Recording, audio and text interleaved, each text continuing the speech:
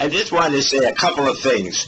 I started the fund that I managed in 1955 when Benjamin Graham said he was going to retire. And I liked Graham very much. And one of the people who rested with him said, Walter, if you start a fund, I will put money in it. So I said it was a good idea. And we got 19 partners, and most of them put $5,000 in, and we started off with 19 partners and $100,000. I did want to say I never worked with Goldman Sachs. My job was basically with Loeb Rhodes, which was kind of related to the Lehman family, I suppose. But anyway, I just wanted you to know that. So I started in 1955, and I stayed in the field until 2003. And my 2001, I think. I'm not quite sure now. And all I know is that my son turned to me one day and said, Dad, I can't find any cheap stocks. And I said, at my age, let's go out of business. And I just knew that the market was going to bubble because the high-tech stocks were acting very crazily. And when these things happen, you find that you have to work about 3 years to catch up to all the things that went wrong in the previous 3 years. And life's too short for that. And I enjoy investing. And I would make one other comment. Actually, I was written up by Forbes magazine, and it came out, I think the issue was February 11th. And you might find that interesting. And I'm ready to answer any questions you may have. Even if I don't answer them right, you tell me. Can you just talk a little bit about your relationship with Ben Graham and how it started? Your relationship with Ben Graham. Well, what happened was I went to work in my father had lost his job, and there was really no money in the family. And so I got a job as a runner at Carlem Loeb and Company, which became Loeb Rhodes later on. It was a big brokerage firm, but it was small when I went there. And then they put me into the cashier's department. And a year later I thought I'd already get a little more money. I was making $15 a week, and I thought I could get a little more. So I asked about it, if I could get into the security analysis department, which is, as they called it, the statistical department in those days. And I spoke to the partner who had gotten me the job as a runner, and I said, could I become a security analyst instead of and he said no. I think mainly I had no money and I couldn't bring in brokerage fees. And in those days, all commissions were fixed, so that the wealthy people would send their family in and they would get fixed commissions. Now, of course, it's a very competitive field. So anyway, he said, no, you can't do that. But he said, there's a book called Security Analysis by Benjamin Graham. And if you read that book, you won't need anything else. So I got hold of the security analysis, and it was a very good book. And I found that Benjamin Graham, who had written the book, was a customer of Loeb's, and I could see the stocks they owned. And it seems that Loeb would send me to what's called the New York Stock Exchange Institute. They were trying to teach the employees on a small basis how the stock exchange worked, and they also, Benjamin Graham taught a course in statistical analysis. And I took 2 of his courses, security analysis and advanced security analysis, and I thought Graham was wonderful. He's sort of like Warren Buffett. I mean, you see Graham, you understand the way he thinks, and it works. And incidentally, after I worked for Graham for a number of years, I'm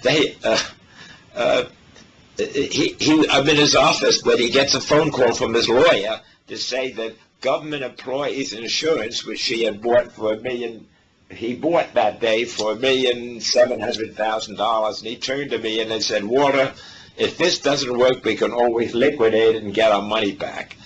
That shows what sometimes happens when you make a good purchase. You don't always realize how great it's going to be.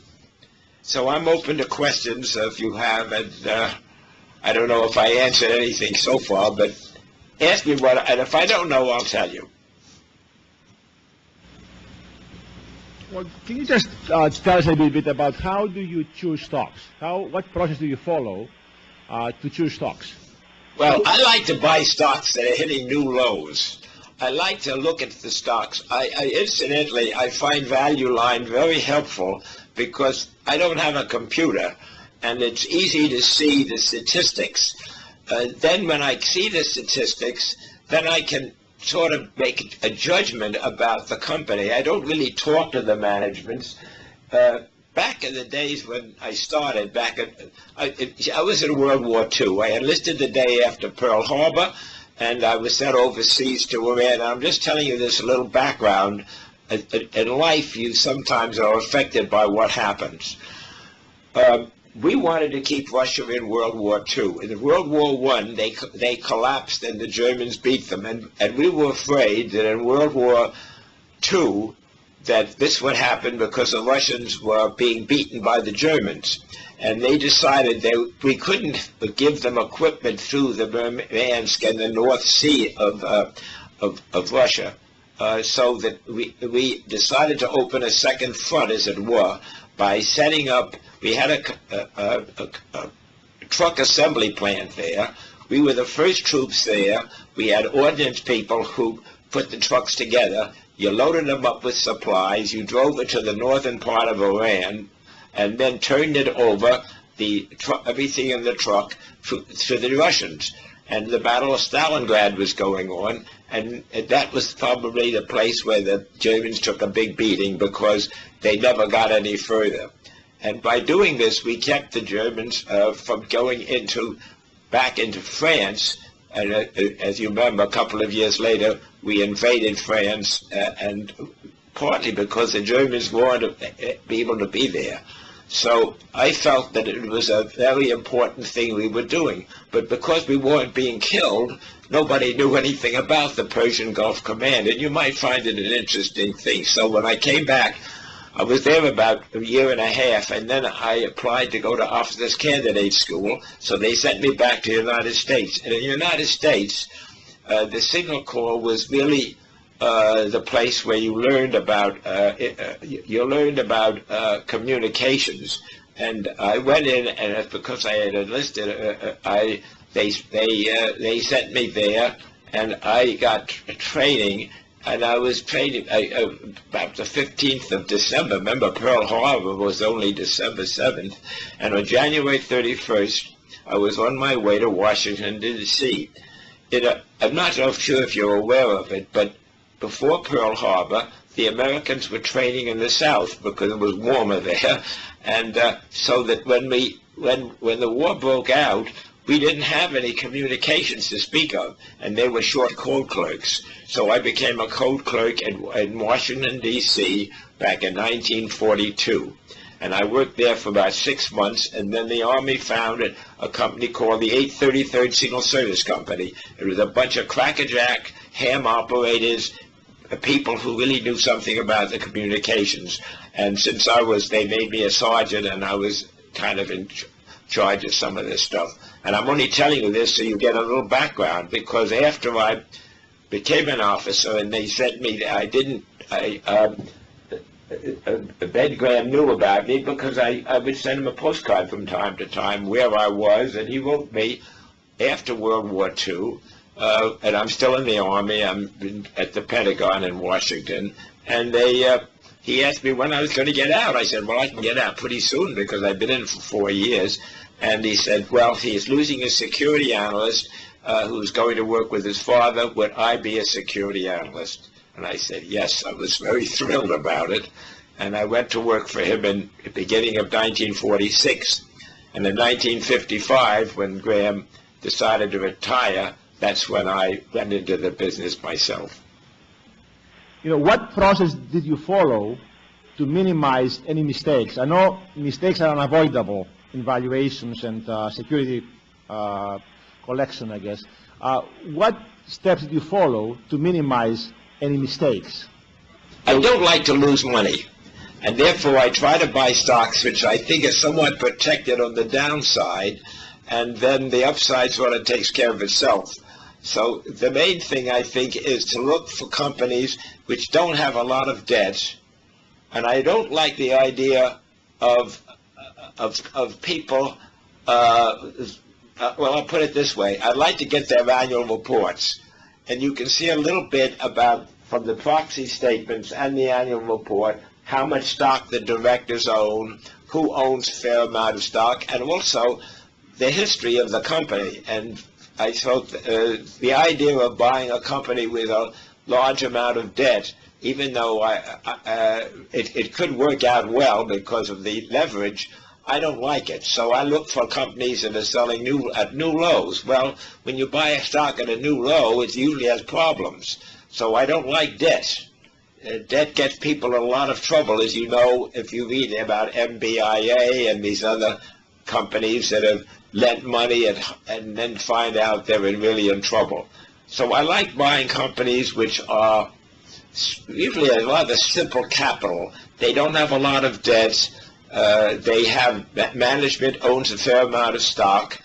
They have a history about them too. You look at a company and you see how long has it been in business, and what kind of business are they in.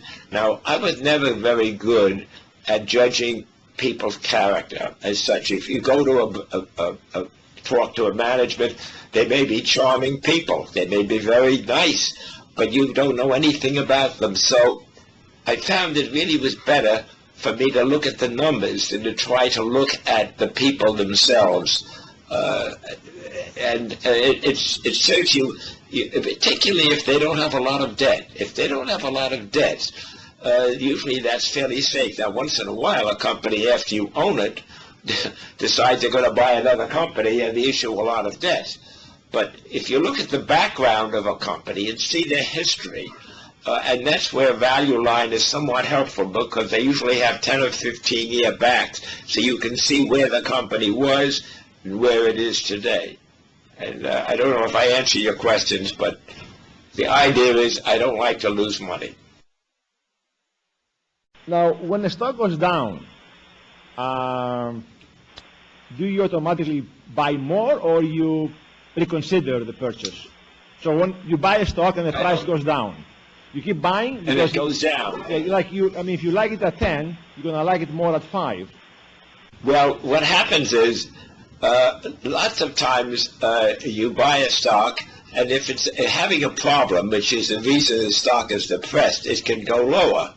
And what you want to do is to be satisfied that buying it at a lower price is a good idea. So you look to see how much debt they have.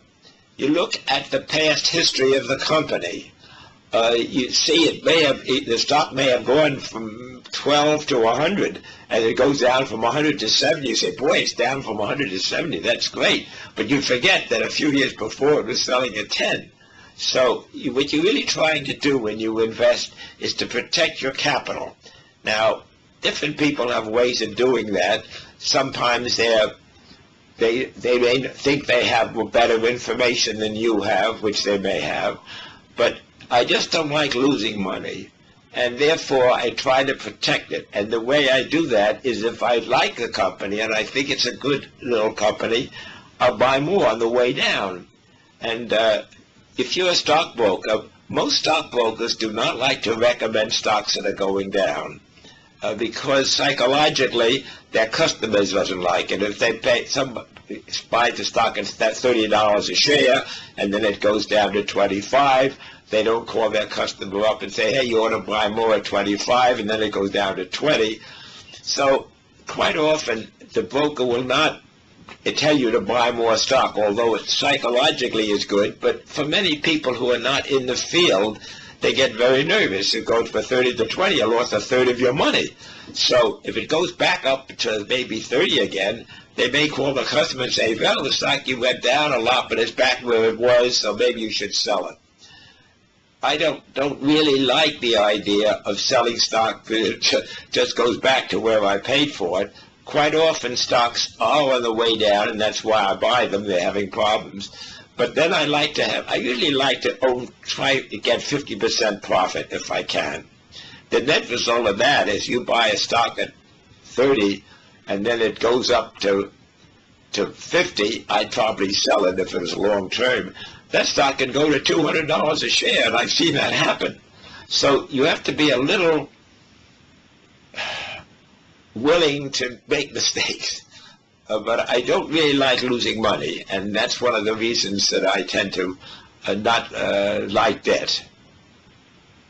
So the stock goes down. How can you tell it's not a value trap? How do you tell that the stock may not recover? It may never recover. Maybe something has changed that will make the stock, I guess, a long-term losing proposition. So how can you protect, I guess? How can you tell if it's a value trap or a normal, I guess, stock price decline will come back again?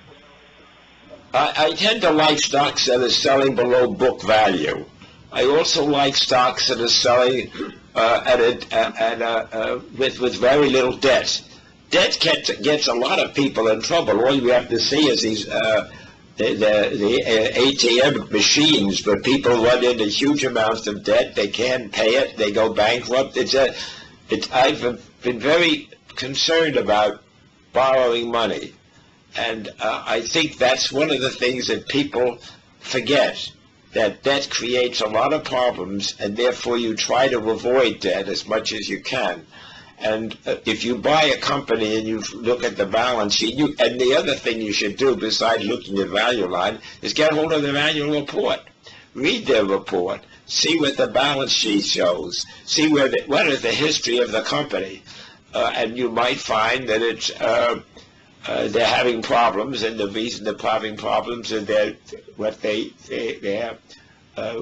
product is not very good, in which case you probably wouldn't own it. But I do find that if you get a stock that's selling at considerably below book value, and it has a good history over the last 20 years, it gives you a certain amount of confidence in it, particularly if the debt is small, and if the management itself owns a fair amount. Talk to us about the margin of safety. How it came about, how it has evolved over time, what margin of safety Ben Graham was using, and whether you still use what he was using, or you have changed, I guess, your views, and you've adapted with the times.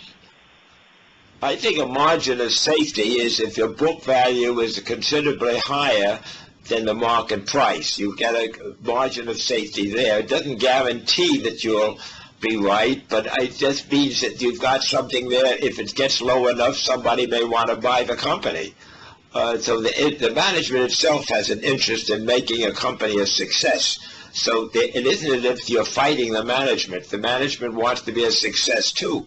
So you're in the same field, but for some reason they've run into some trouble. Their product may be, it's one of the unfortunate things that when you get a thing like the asbestos, it turned out asbestos is bad, and then they get sued and their companies get into a lot of trouble. So you try not to get into a company where it has,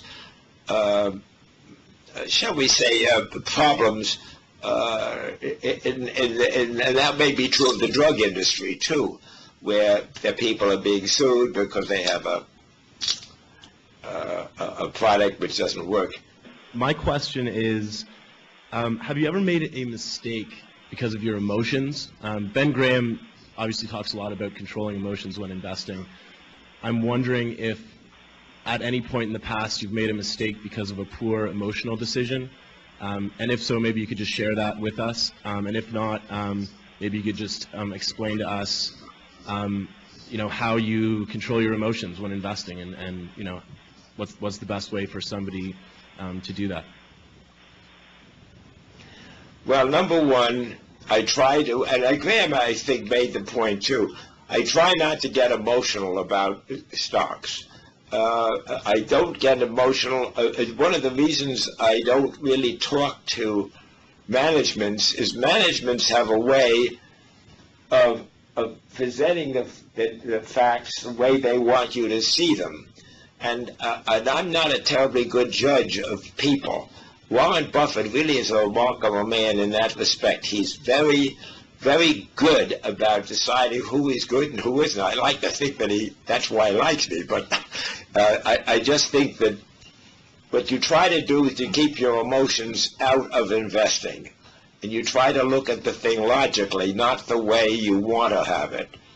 I think that, for instance, getting electric cars, it'd be a great idea, but they don't seem to have made them in such a way that you don't need gasoline. Someday somebody's going to invent it, and then it's going to be a big hit. But I don't feel comfortable buying, say, an automobile company because at some future time somebody's going to invent something that'll make it better. I'd rather buy the things the way they are rather than the way you think they may be at a later date. Definitely. So basically, instead of making speculative decisions, you like to invest in sort of known in sort of companies that are known, that have a proven track record, and sort of that I guess. I think that's true. I think that's true. I try to not be involved emotionally. Warren Buffett told me an interesting story a while back, and he tried to control his emotions, and he did it by testing things. American Broadcasting Company, which is still around, but it's ABC now, anyhow, he told a broker the stock was selling at $30 a share. I'm not exactly in the, but it's about that. And Warren said to him, look, I'd like to buy 100,000 shares, but I want to pay 29.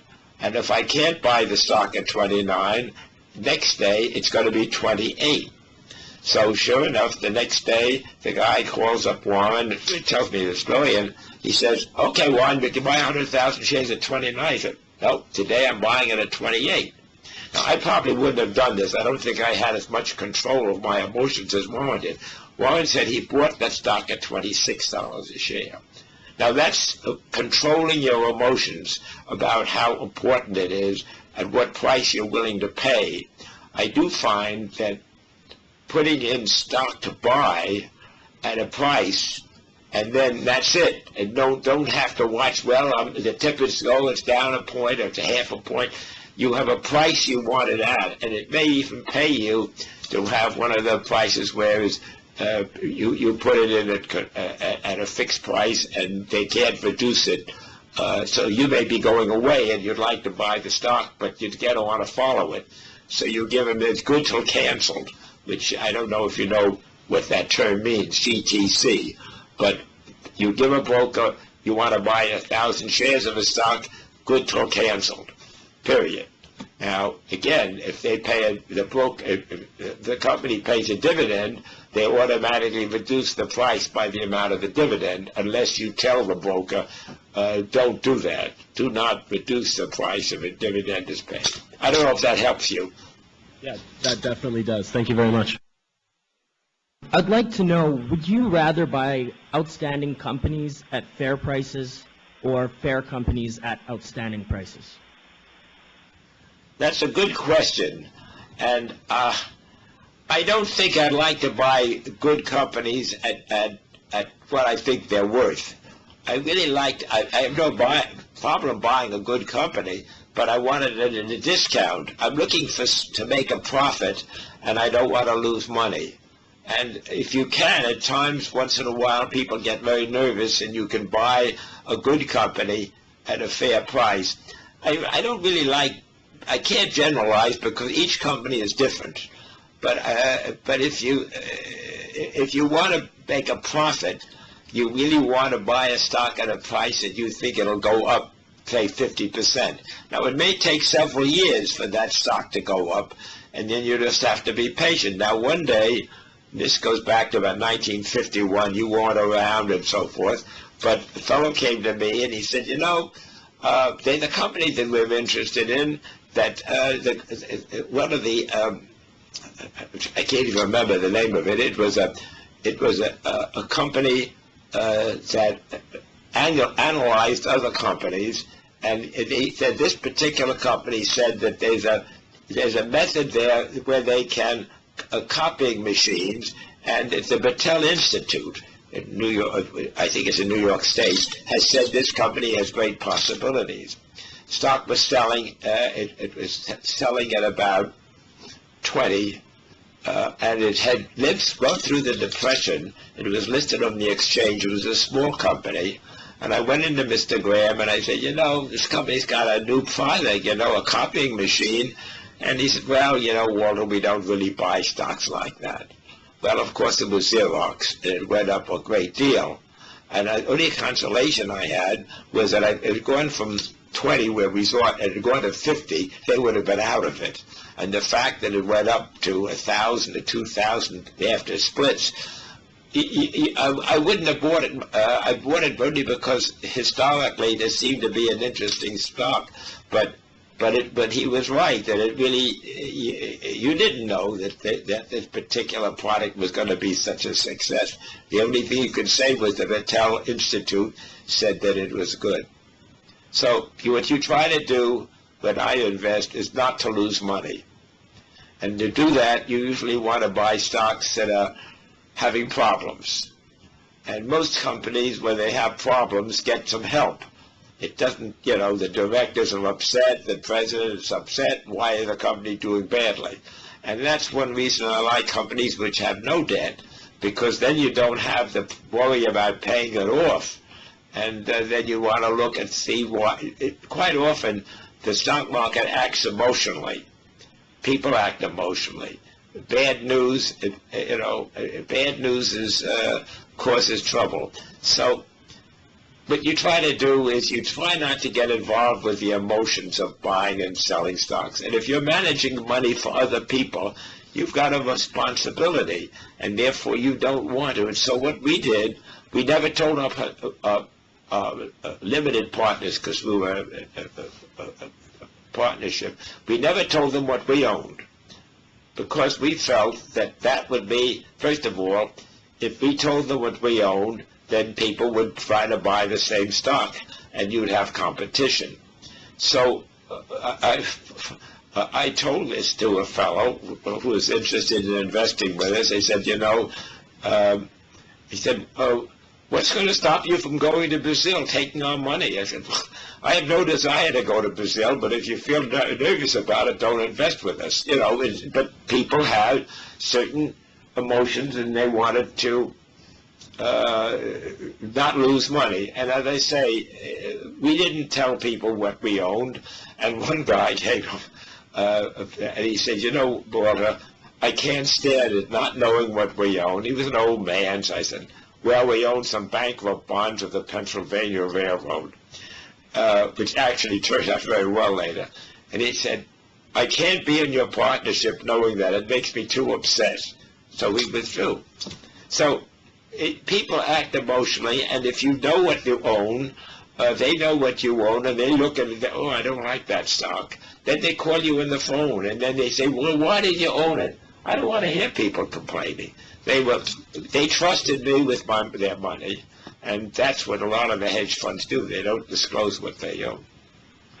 Could you comment on, or maybe give us three key personality traits that you think are essential to being a successful value investor? I think a personality trait I would think would be to be calm, not be too emotional about what you did. Do it intellectually. I think if you get emotionally involved in a stock, it affects your judgment. And Ben Graham also had that characteristic, and he didn't like to talk to companies. He felt that they would affect how he felt. Different people have their different abilities. If you have a kind of a logical part, and you meet a guy who's running a company and you're talking to him, and you like him, you may feel that you can emotionally buy the stock because you feel comfortable with him. And I wouldn't be good enough at it, so I would say I only will buy a stock that I think is cheap. And the people who, we have a company up in Canada, I think, called Hollinger. Mr. Black was a crook, and he had a big name and a wealthy man, and people bought his securities and they lost a lot of money. And I don't think I would have gotten involved with him, because I don't think you buy a stock unless it's very cheap, and then you look at the man, and I think it's also helpful to get the annual reports of companies. Read the annual reports, see if it fits in with what you think, and look at the results over the years. And if you see a company that's depressed, and it's usually depressed because they're having trouble earning money. People love to make money, and if the company is having a problem, that may not want to own that stock. On the other hand, it may be a problem, a temporary problem, and not a permanent one. And I do think people act emotionally, and people who advise them also don't like to have problems, so they tend to stay away from these companies, which may be good buys.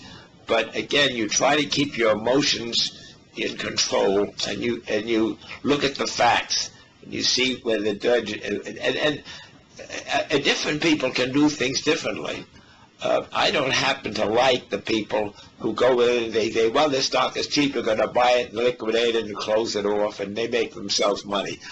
I couldn't do that. Again, you have your different personalities, and I like companies to be a success, and many stocks that I've sold over the years have gone up a lot after I sold them. Somewhat I sold them, and I don't say, oh my God, I could have made so much more money, and I didn't. Forget it. You sold them, and you go on to something else. So I think emotions have a lot to do with success. The Forbes article Okay. written on you says you've lived through 17 recessions, and I was wondering if we're going into a recession, if you feel that the next recession is any different from the previous ones. I have not tried to get involved with the what's going to happen in business. I've tried to stay away from that. If you ask me, I'd say your guess is as good as mine. I don't know if you're going to have a recession that'll be. I do think that the politicians don't like to have a recession because it's not too good for them, and they may try to do things to help. But I find that I like to buy stocks on the basis of what they're worth, and not trying to figure out what's going to happen in business. It saves me a lot of grief. Do you find that a recession is a better time to buy a stock, to find a cheap stock?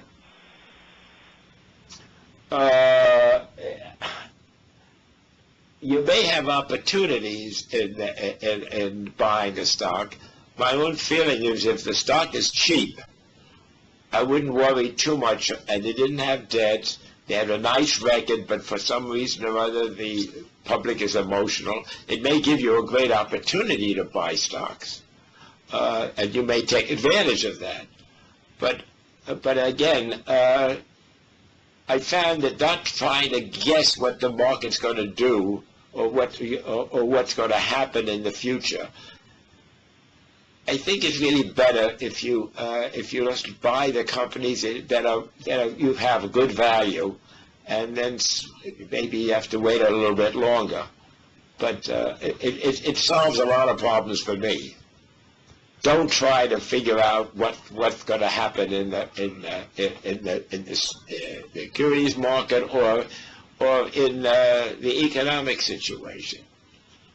Now, in 1932, 1929, we had this big, tremendous crash. But you could have seen that before. You could have seen in 1926 the stock market was getting higher and 30, so you had this big break. But you wouldn't have been buying stocks in 1928 because you thought the stock market was too high. So the fact that suddenly it collapsed, you hurt a lot of people. But if you read Ben Graham's book, and you see that he's not terribly emotional about what he does, and when he lectured, he did something I thought was very unusual. He talked about stocks which are undervalued, or he thought they were undervalued, and he liked to compare stocks. He took Coca-Cola and Colgate-Palmolive, and why? Because they appeared the same on the financial page, and then he compared Coca-Cola to. Now, Coca-Cola was basically a product company, and Colgate-Palmolive manage toothbrushes and so forth. And I noticed they're still both around.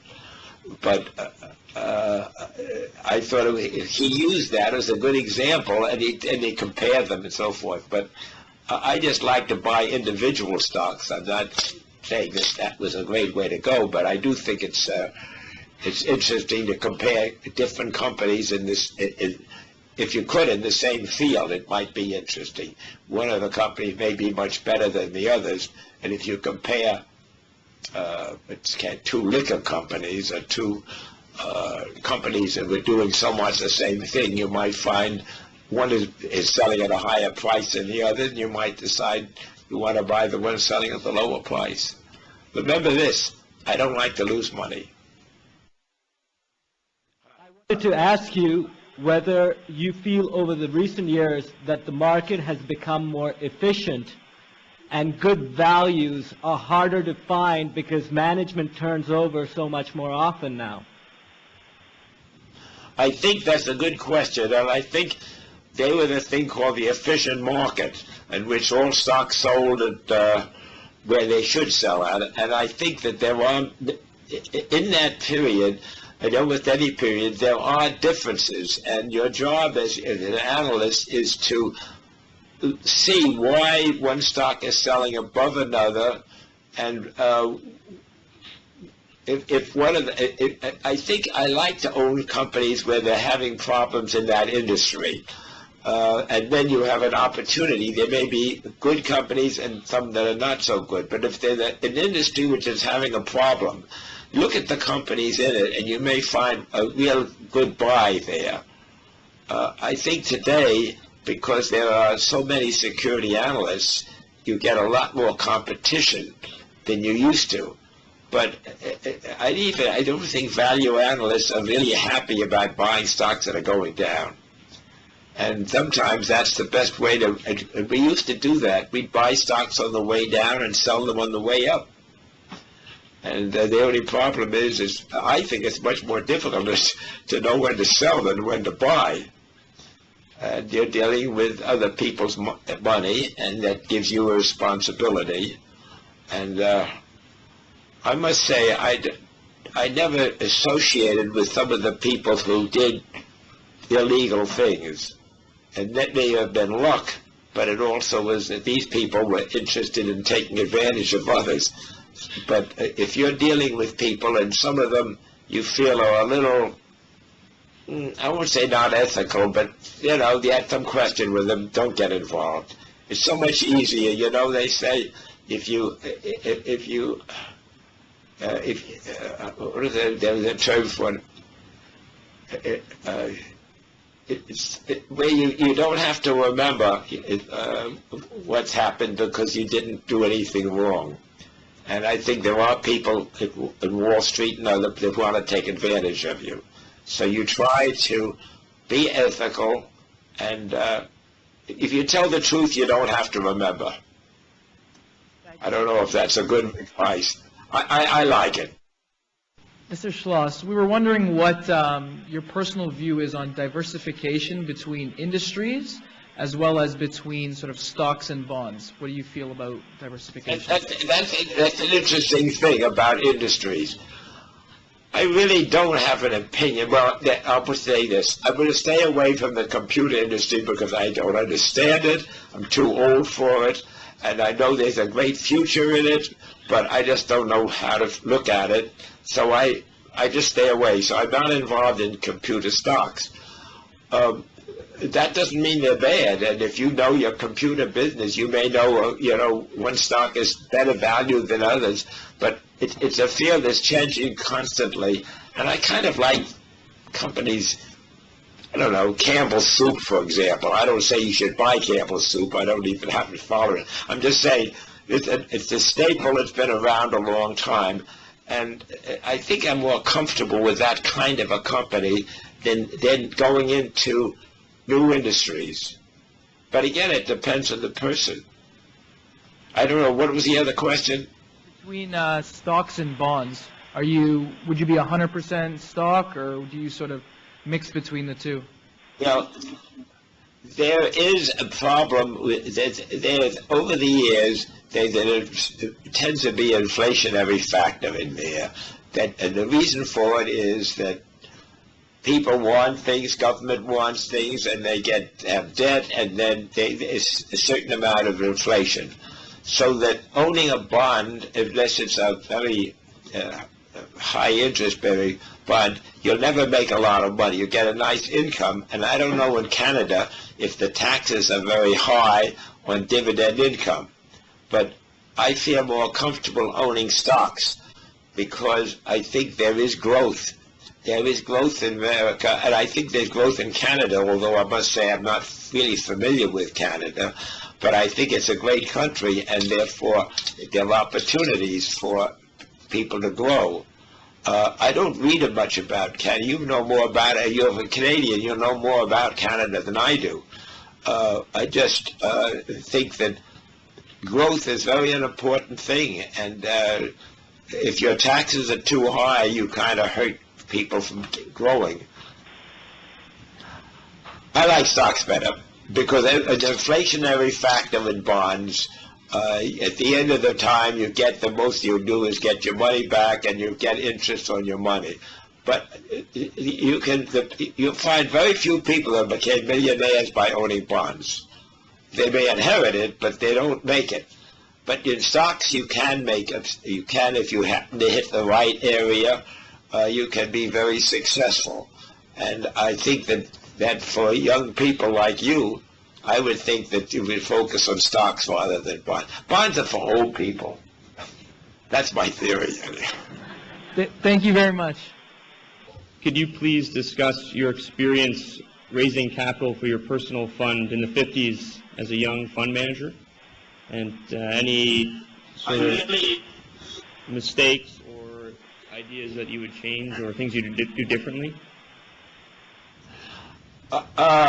I'm not a very aggressive man about by going around, and I'll tell you a story about Warren Buffett, which I thought was sort of cute. Warren, after he left Graham Newman, when Mr. Graham decided to retire, he went, and Graham Newman decided to liquidate, he went across the street to see one of the people who lived there, a very nice guy, and his wife, and they had 4 children, I think, and Warren said, I think I can help you with your investment. And his wife said, oh, you can't. How can you give money to the young guy? He's 20 years old, he's got suntanned, and so they didn't. Well, the man's name was Don Keogh, and he went out, and he ended up as president of Coca-Cola.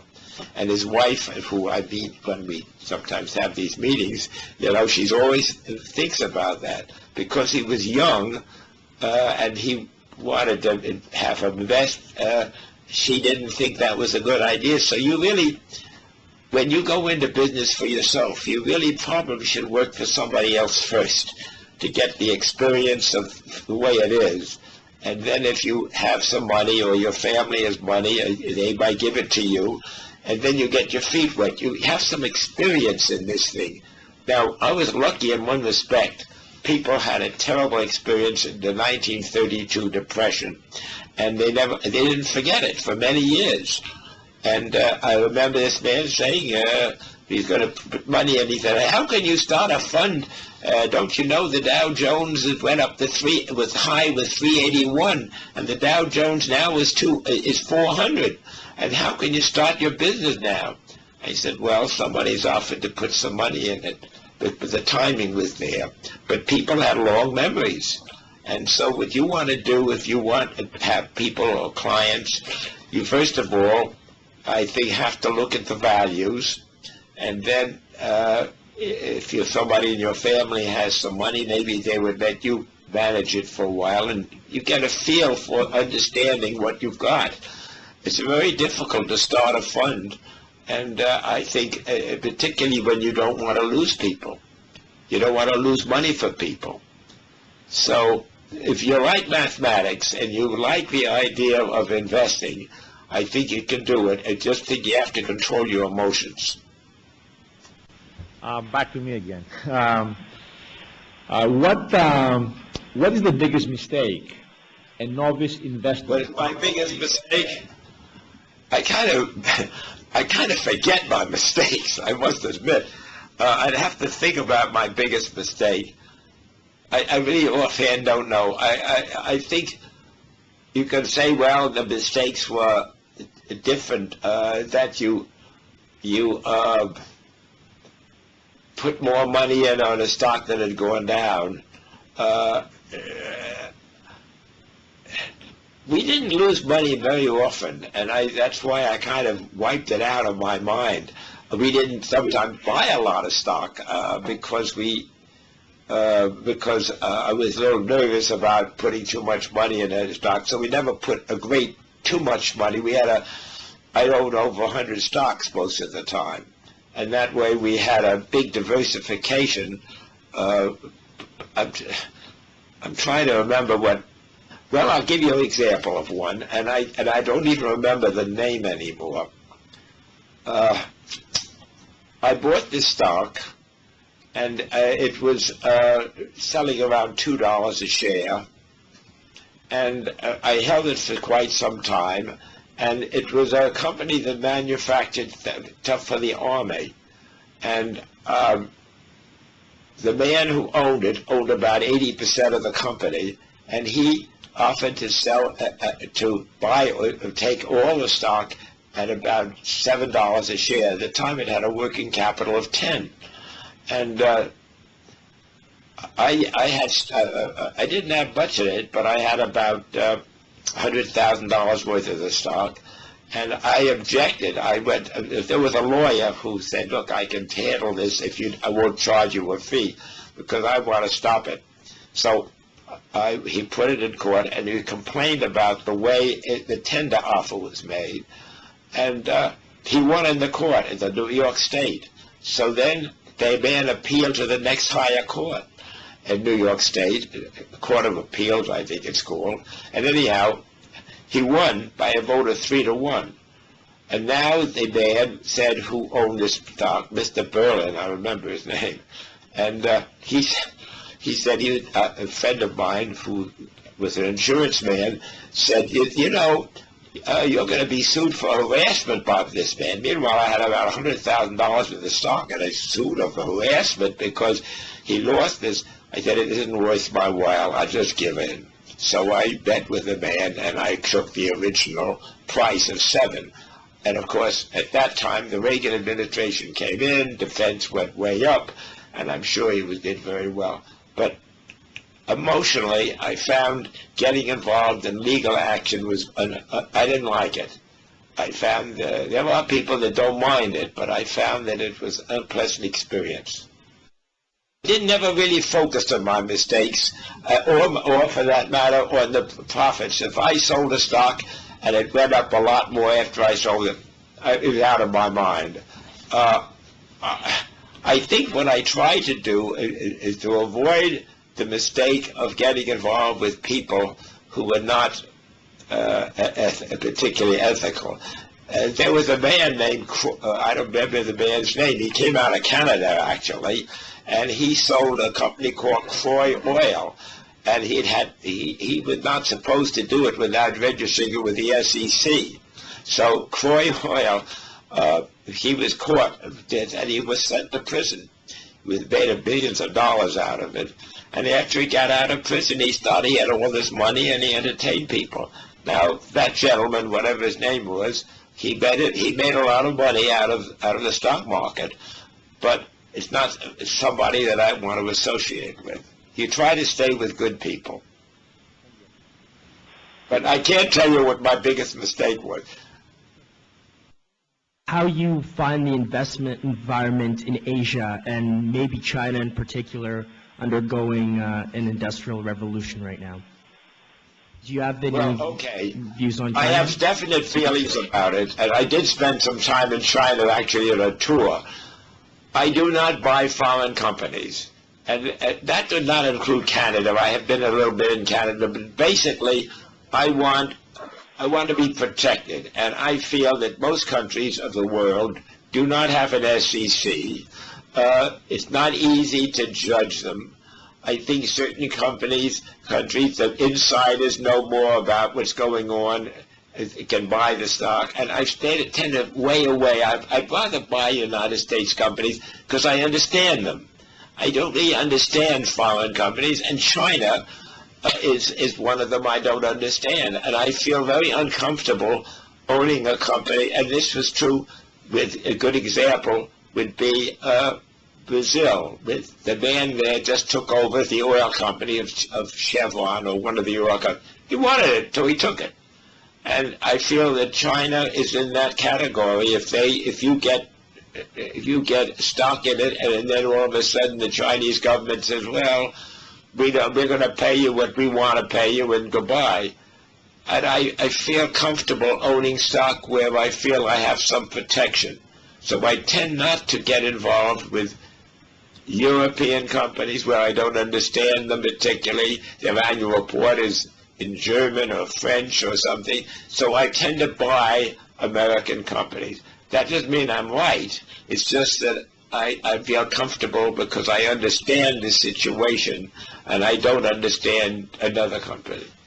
Thank you very much for your time today.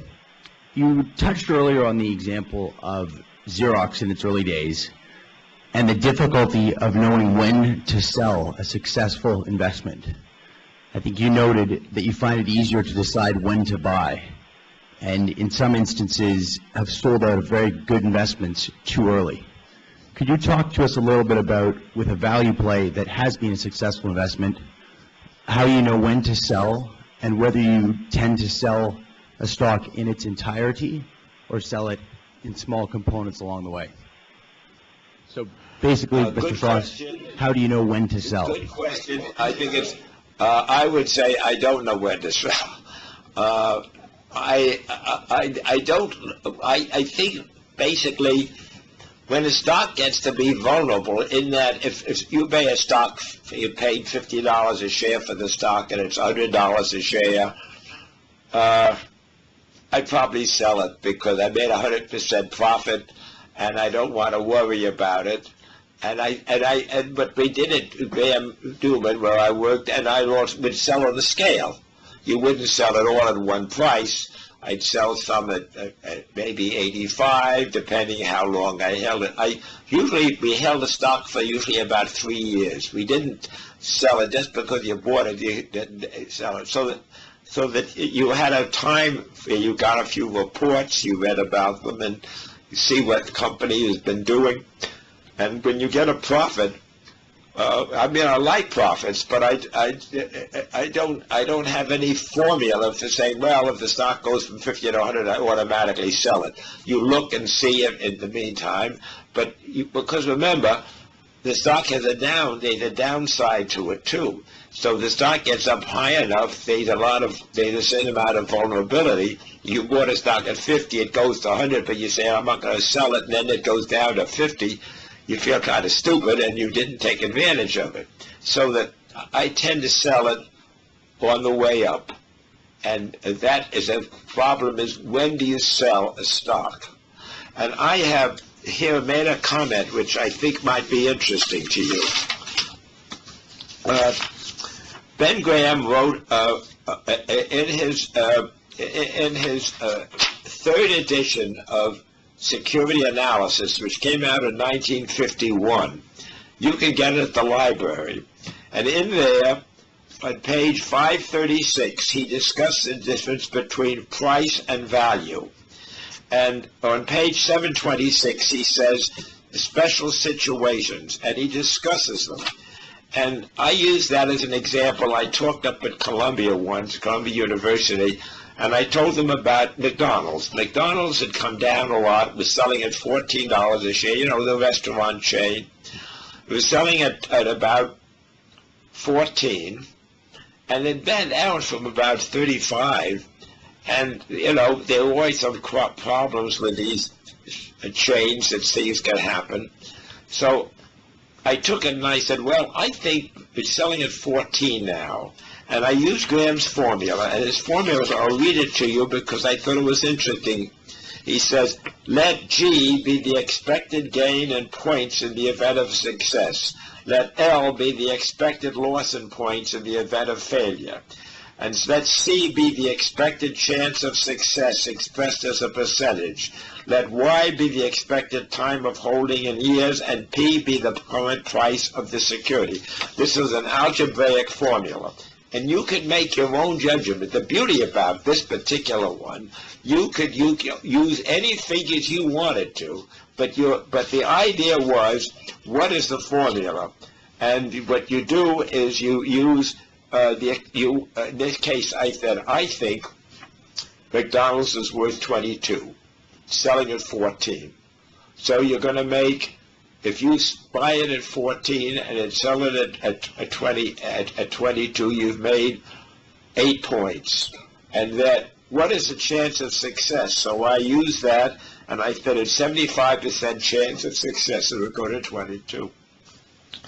And then you multiply that times 100% minus C, which is to be the expected chance of success expressed as a percentage, and it comes out at 600. That is 75% would be 600 minus 50, and then you divide that by 14, and the denominator was 14, and you'd say it'll take 2 years to work. So you ended up with a formula of 550 for the numerator, 28, 14 times 2 is 2 years, is 28, and it comes out of 19.6% as a return per year. So you make a 19.6% on a return per year. The beauty of this thing was you make up your own minds. You take a stock, you estimate what you think it's worth, and then you multiply it out and use that formula. And if you get that edition, the third edition of Graham, of the security analysis, which came out in 1951. And the reason I mention this is because Ben was working on this book, and he turned to me and he said, Walter, I've got a lot of things in the appendix. You let me know if there's anything in there that I should put in. And I've picked this particular thing, which I thought was interesting, because you can make up your own mind what you think the company is worth, and then see how long it would take to do it. And it's just a judgment factor, but it's a great experience. Just one other very quick one. In terms of asset allocation, you have noted a fondness with asset allocation. You've said that you like stocks over bonds generally. How much would you allocate to an individual stock? What is the maximum percentage of a portfolio, in your experiences, that you would allocate to one name? It depends a little bit on how wealthy or how much you want to put into a stock. If you only have a few stocks, you could, I use diversified. I had 100 stocks, and that way you didn't have one stock that had too much. I would say, if it's really a good thing, you really liked it very much, you might put 20% in one stock. I don't think I'd put more than 20%. So just figure you've got $1 million, and how you're going to invest it. And you like something, you put $200,000 in. That's a lot of money. But if you put in $500,000, you risk half your net worth. So you have to limit how much money you want to put into it. And if you're managing other people's money, you don't want to have them nervous about it. So you may put in less than that. You put 10% in. Though, again, it depends on how strong, how optimistic you are about your judgment. And another thing I think would be fair to say, if you feel that the society, for example, when we had the period where these people were buying tech stocks way up, and it was dangerous. And I read a book by Mr. Perkins, and he talked about the bubble, and you can probably get it in the library, and he talked about the bubble of this thing, and I thought, the guy makes sense. So that I'd actually shorted a few stocks, which I normally don't do, because I find shorting stocks is upsetting to me. I don't like to do it because you're risking your capital. But I thought that the Perkins book is worth looking at. And certainly, I would say Benjamin Graham's I like that third edition. It came out in 1951, before you were born, but it's probably not in print anymore. But you can get it at the library, I'm sure. Read it, you find it interesting. When you're looking at a company, do you rely Yes. solely on historical financials and the annual report, or do you do a lot of outside research? I like to buy stocks selling below book value. It gives me a certain amount of protection. I also like stocks that don't have much debt. That gives me a certain amount of protection. Then you look at the company itself.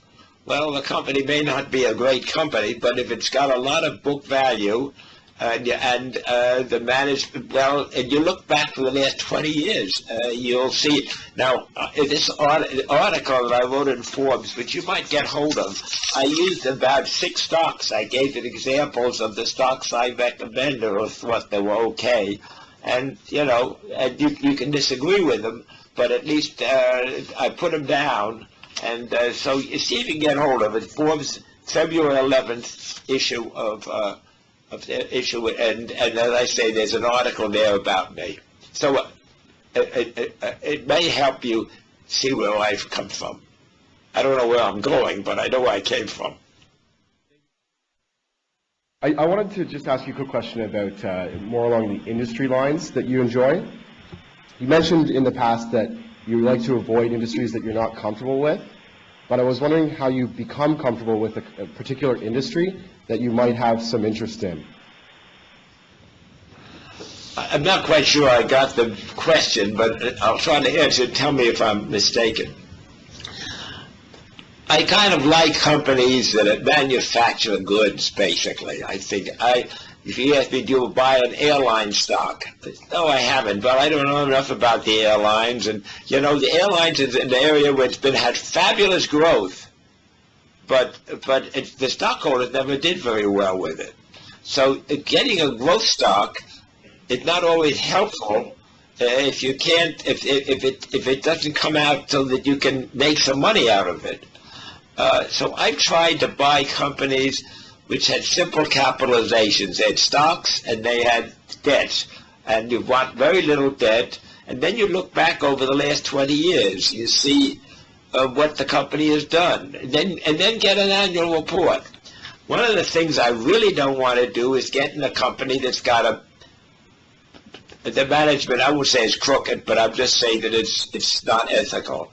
You try to stay away from people that are out to take advantage of you.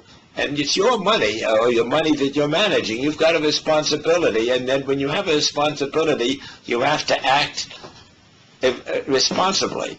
And I like the only buying of stock which is protected on the downside. And that usually is a stock where the outlook is not good. Then again, then you'd have to look at it. But I'd use Value Line as an example, so you can get a picture of where the stock was 10 years ago, where the book value is, what the debt structure is. Then send for the annual report if you're interested, because there are an awful lot of security analysts out there now, and I think a lot of them run by the computer. And the computer doesn't think. It just gives you what you want to hear.